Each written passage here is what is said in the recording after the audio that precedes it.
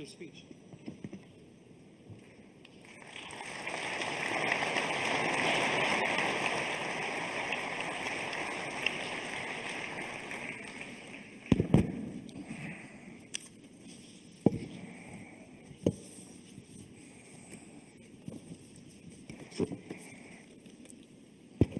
Your Excellency, President Vladimir Putin, President of the Russian Federation, Your Excellency Prince Nasser bin Hamdan, Your Excellency Paul Mashatile, Vice President of South Africa, Your Excellency Mr. Ding Zhuoxiang, Vice Premier of the People's Republic of China, distinguished ministers, business leaders, ladies and gentlemen, participants of this forum.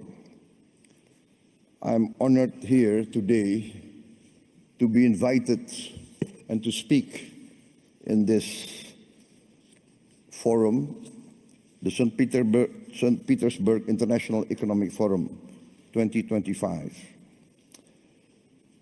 This forum is a forum that combines and gathers leaders from the West, the Global South, the East, and where Eurasia meet. Indonesia views the summit as an opportunity to forge strategic trust, an opportunity to make deals in an increasingly complicated geopolitical situation. Deals that can benefit our shared survival and our shared success. On this occasion, I would like to introduce myself. I am Prabowo Subianto, President of the Republic of Indonesia. I've just been inaugurated on 20th October 2024. And this is my first International Economic Forum, so I apologize if I'm a bit nervous.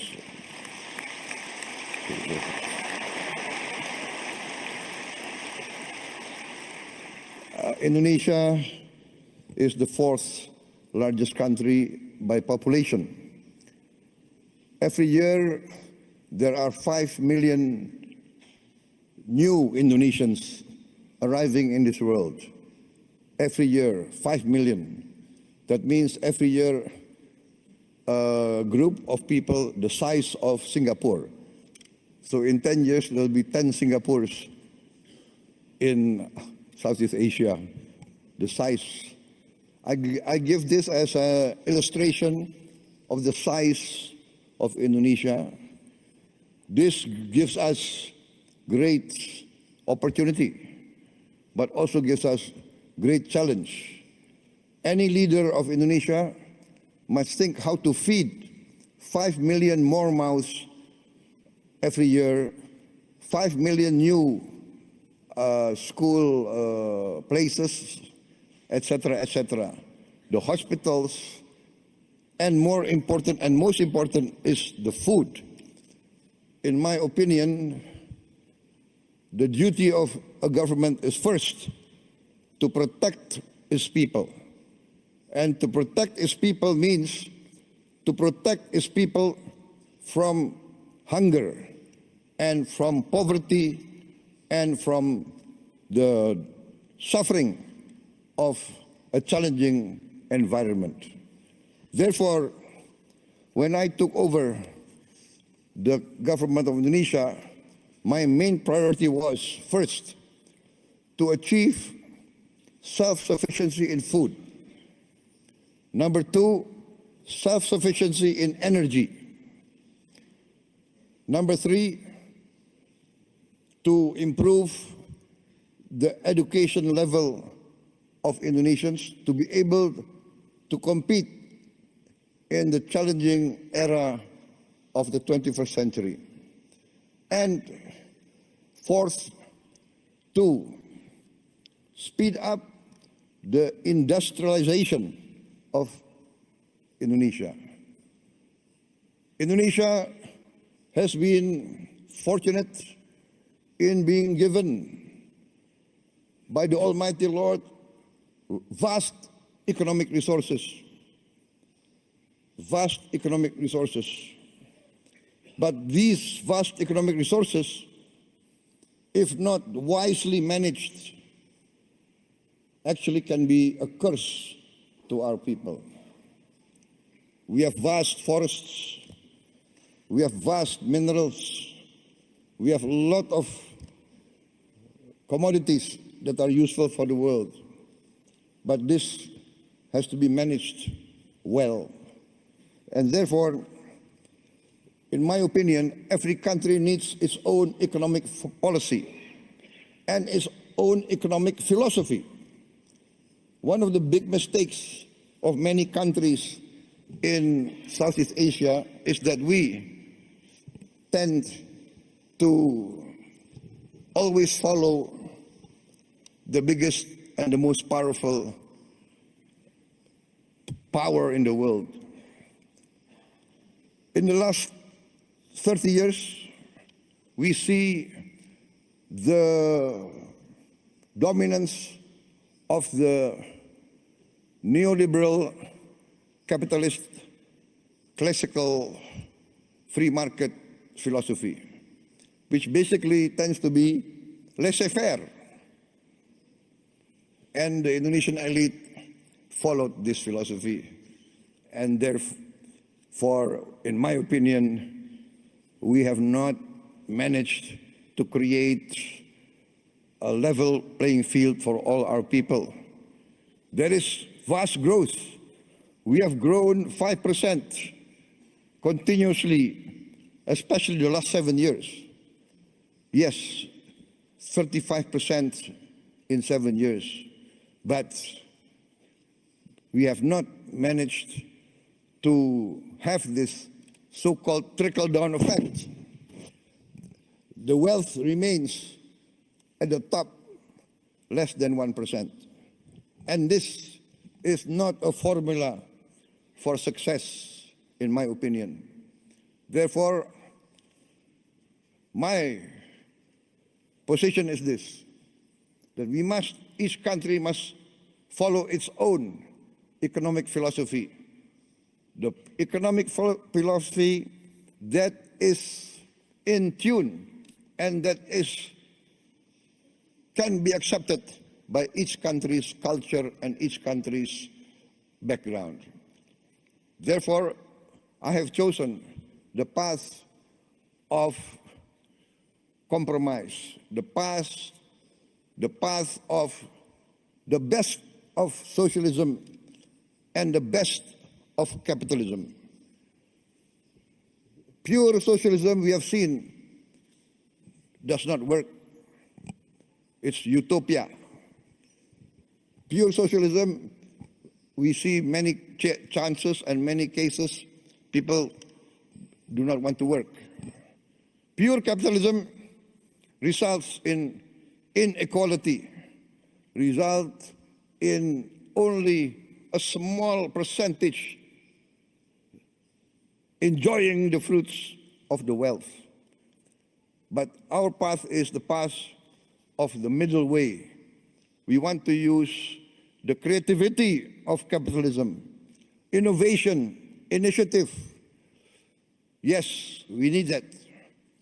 But we need government intervention to overcome poverty, overcome hunger, to intervene and to protect the weak. Because there's a danger in developing countries like Indonesia of what we consider the danger of state capture. The collusion between big capital business and government officials and political elite. In the end, the collusion between these two groups does not result in the alleviation of poverty and the widening of the middle class. Therefore, we have chosen the philosophy which, in essence and in simplicity, can be reduced to one sentence. The greatest good for the greatest many. That is our philosophy. Our government must work to bring the greatest good to the greatest many. And in this case, we have to have a clean government, free of corruption. And this, I think, is the key of rapid development. I am proud to stand here before you. In my 7 months of administration, we have achieved an increase in rice and corn production of around 50%.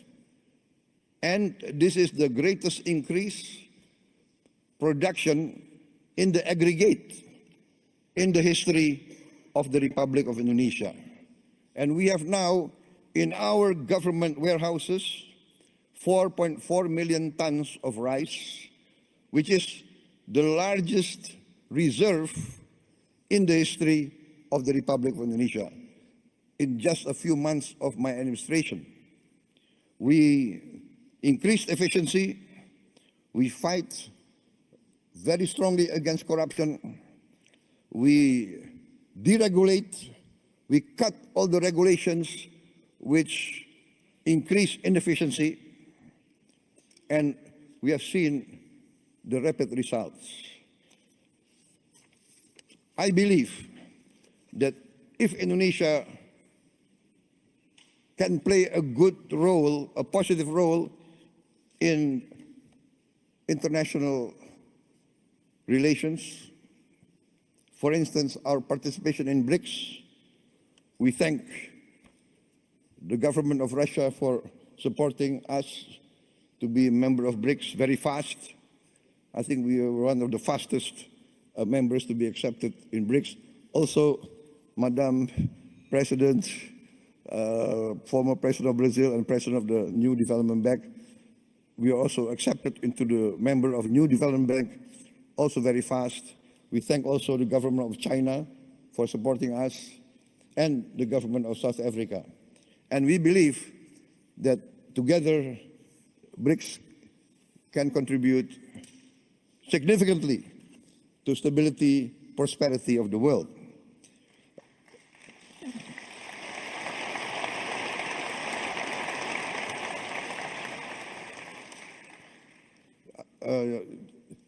I would like just to tell us a slight story, not part of my speech, but I was asked why I did not attend the G7, but I attended the St. Petersburg Forum 25.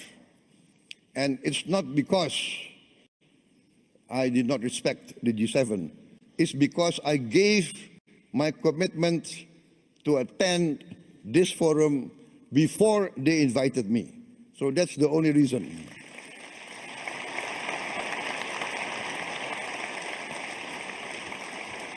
So please don't read too much into the event.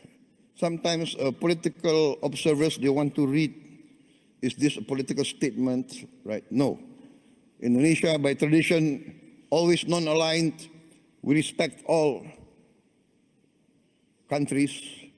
Our foreign policy is very simple. One phrase: 1,000 friends, too few. One enemy, too many. We want to be friends with everybody.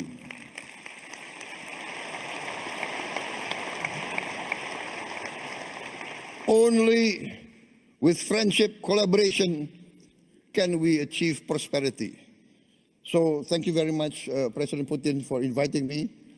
And because you invited me, I can be here today in this historic city, a city of heroism, a city of great patriotism, and as an amateur student of history, I followed the history of Russia, and I know the significance of St. Petersburg. And I had the honor of tending the cemetery of the victims of the war a few days ago. So thank you very much for this invitation.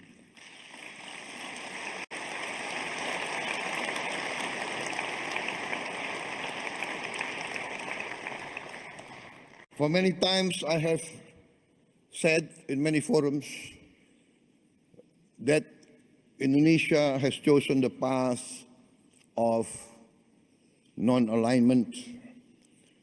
We consider that this world must develop into a multipolar world and is developing towards a multipolar world. The world of unipolar centrality is past. This is the trend of history. This is what's happening in front of us. And so I value very much the leadership of Russia and the leadership of also China. And I want to be very frank, in the present world, in the global south, I think many from the global south will agree with me. Russia and China has never had double standards. Russia and China has always defended the downtrodden, has always defended the oppressed, has always fought for the justice of all peoples of the world. So I say this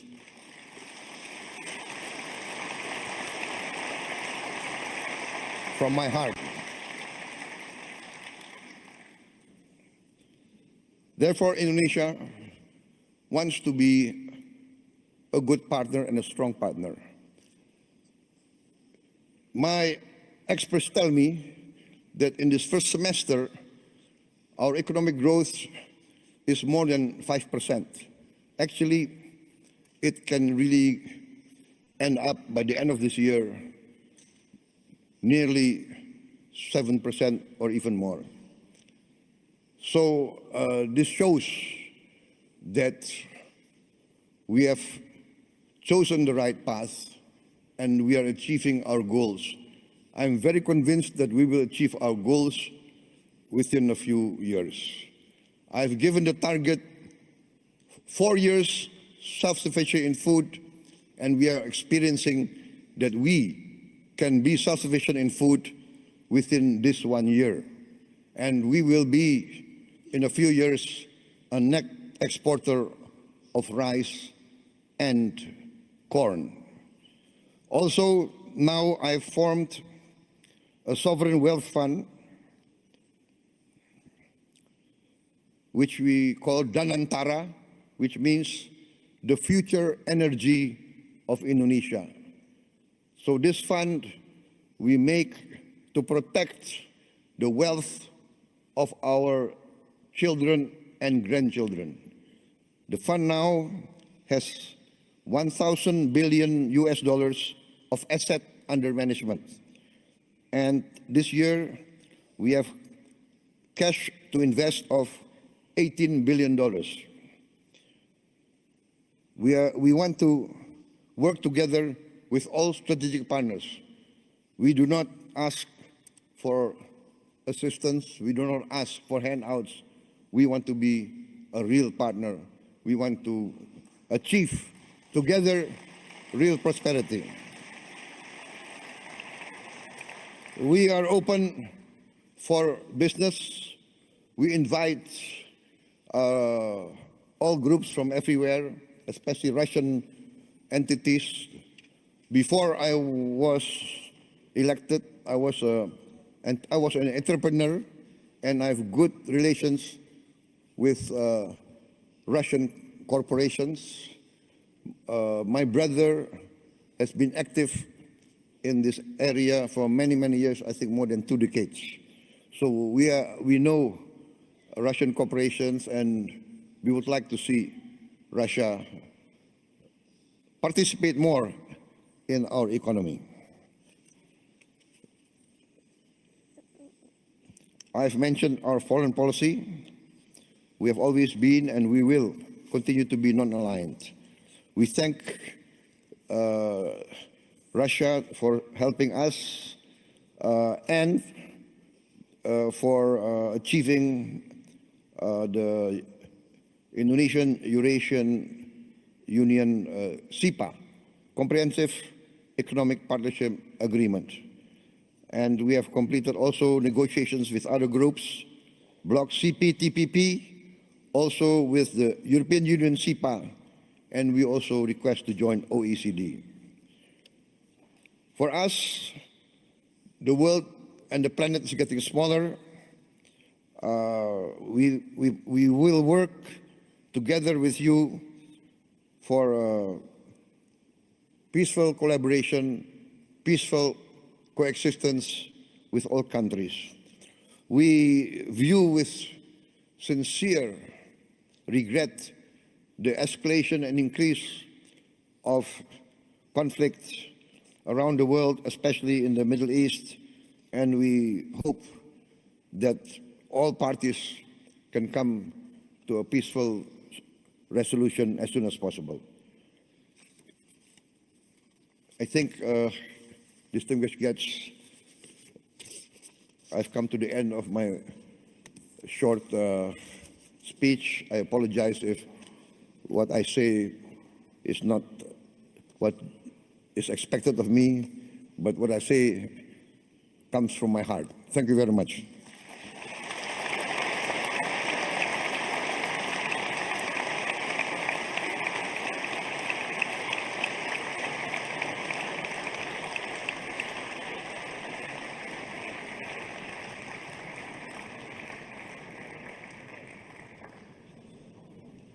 Thank you, President Subianto, and I'm not sure this is your first speech. It doesn't look like, actually. You did a great job. Thank you so much.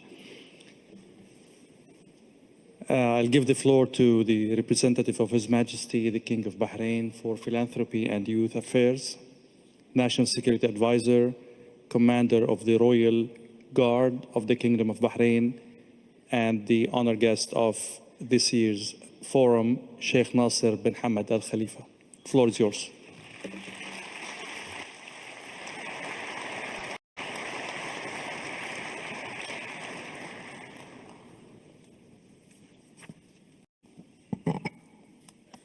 بسم الله الرحمن الرحيم. فخامة الرئيس فلاديمير بوتين، رئيس روسيا الاتحادية الصديقة، أصحاب المعالي والسعادة، السيدات والسادة،